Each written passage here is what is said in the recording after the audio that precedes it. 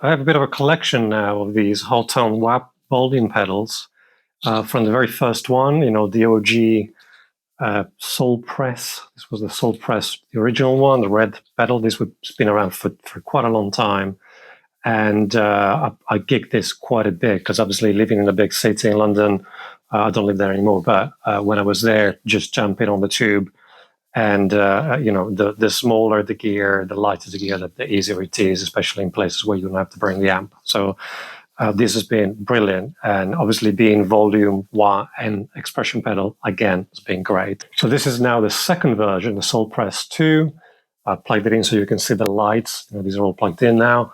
The difference is that this is now you can be volume and wah at the same time. This you had to actually use the switch. It could only be one thing, either a volume or a wah or a expression pedal. And this one actually doesn't have the minimum and maximum volume of the volume pedal, but has two different sounds, different type of wah pedals, a Q control. It has a volume wah combined when the pedal is in normal, working mode. It's a volume, and then when you click it on, it becomes a wah pedal. Okay, so it has a dedicated expression out where I think you need a TRS cable, a stereo cable, not a regular jack mono cable, and then it has an output and a dedicated tuner output, which is great, which the older unit didn't have. It was just an input and output. So this has been fantastic. This is a great wah pedal if you want to get something that is light and portable and durable. I've had this for quite a few years now, and I've gigged it loads. This is a great sounding wah pedal and very customizable as well. Before this, I had the the custom audio, which I don't have anymore, and I had a few like crybabies. I've had loads of wah pedals, but this, the fact that it's so light and it has a great footprint, so to speak. Some of the old school wah pedals. If you're into that, that's great. But they're quite big and cumbersome and quite heavy. I really like this. This is the newest version. This is the Cory Wong press. You can, the difference visually is that the logo is different.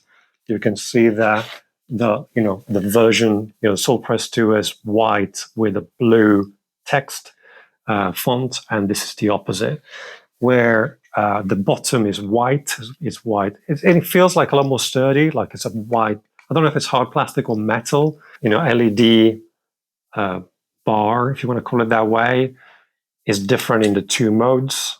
Wah and volume are green or blue. Okay, so the features are the same as SoulPress 2. You have a dedicated expression pedal out, which I think, again, you'll need a TRS cable, an output, and then a dedicated tuner out, which is always on. And you have the same setup. You have a Q switch here. Let me just unplug it for a second. You have a Q knob, sorry, not switch. Then you have a warm and classic switch for the wah, and then you have volume only, wah only, or volume wah.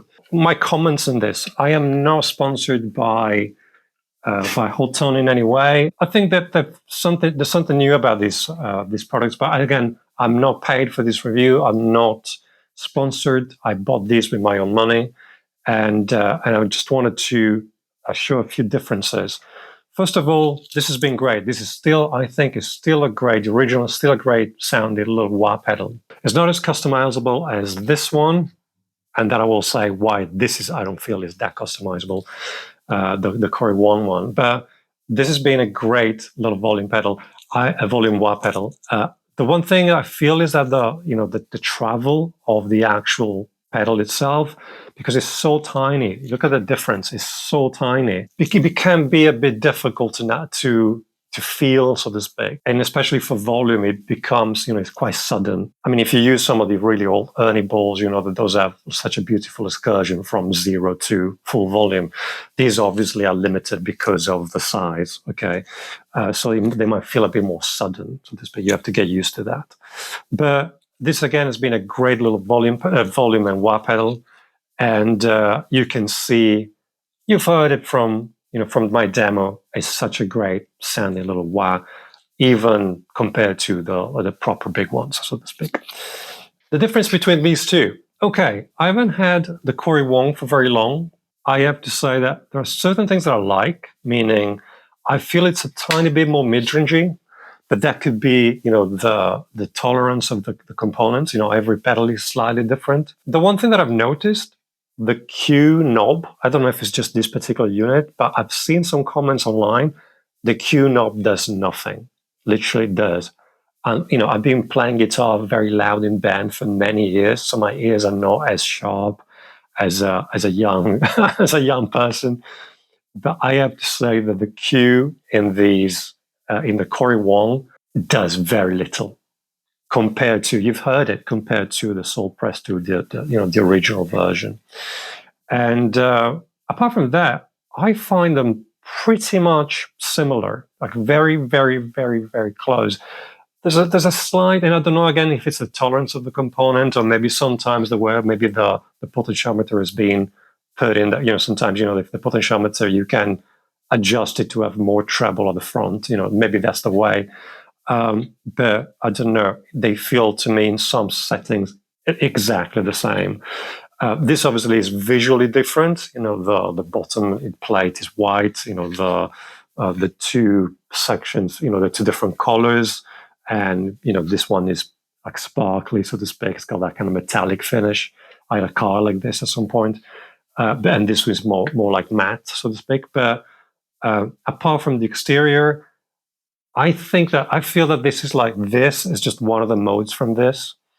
And as I said, unless this is a unit that has something funny about that Q mode, but again, I read it online that the Q knob does nothing in this particular version. I cannot hear a difference when I put it from 0 to 10, the Q knob. I can hear a difference from warm to classic. Obviously, the warm is a bit more rounder, but I have to say, in general, and again, the volume pedal, I find that the travel is, again, relatively sudden compared to, like an early ball, something that has really a lot of travel, so to speak, a lot of excursion. None of the things that I'm saying are negative about these pedals. This is a really great choice if you want a small pedal board, a travel pedal board, or like if you're a fan of just a handful of pedals in a tiny boards. I have like a Metro 16 that I've had for years, and that's something that I just like put in a small bag with a guitar. And if there's a house amp, or I can go direct, that's what I do. So these are great choices. They're great sounding pedals. If you want a particular version, I personally, I like the default of the Corey Wong. I like the default of the Corey Wong. I think it was a good choice because he's quite like throaty, vocal, and cuts through. I think you can get like super close with this, with the original. In England at the moment, this sells for about £90, and this is about, I think I just bought it for 150. There's quite a difference. So it's about £60 difference at the moment. The original, they don't make it anymore. Probably you can find a used for maybe £50. I don't know what it would be in the States or in dollars or in whatever your currency is. This is maybe a bit more limited, but it has that feature of the minimum volume. These have more features in terms of these can be both volume and wah, depending if you put it first in the chain. That's very useful. If you put it after the distortion pedals, just to get the volume side of things, the wah is not going to be of any use because it's going to sound quite funny. This is the same setup. The original one, the SoulPress 2, is the same setup as the Wong press. So again, these are my 2 cents of these pedals. I've used them loads throughout the last years. Again, I just bought this, but just recently bought this. But these two, the original one and the SoulPress 2, I use them loads. I think they're great pedals. And a lot of the Hotone stuff, I think that they're doing great things. That's it really for today. I just wanted to make this short video on these pedals. My YouTube channel is a mix of instructional stuff, gear, and plugins. Actually, the plugin that you've heard in the demo is something that I'm developing at the moment, and I'm developing some plugins that I will showcase in the near future. And I'm still figuring out the way that I'm going to release them, if for free or whatever else, patch or whatever. But that was one of my plugins that I'm developing under my own brand, so to speak. And that's it for today. Again, if this was of any value, please feel free to share it, put it on social media, share it on social media, send it to a friend, post it on Reddit, post it on Facebook groups, the usual stuff. All right, that's great. Thank you so much. Bye-bye.